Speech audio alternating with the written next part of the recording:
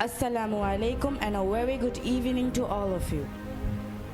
I am Zaidaan Khan from 7th Standard at Central Model High School, Panjipara, West Bengal.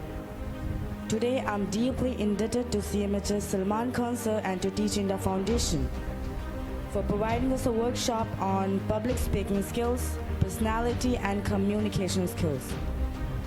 Today I am here to share a thought about life.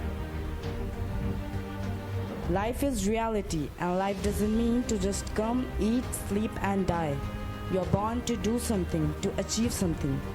And your life is full of curved paths, but in these curved paths you have to find a right and straight path that leads to a beautiful destination, which is Jannah. Never be upset that you failed to achieve something. Your life always gives you a second chance called tomorrow. So take some efforts today to make your tomorrow better than today.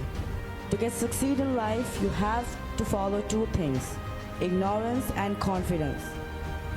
When life gives you 100 reasons for giving up and cry, just pretend like you have millions of reasons to smile. And remember that you can get life only one time, so use it properly and completely.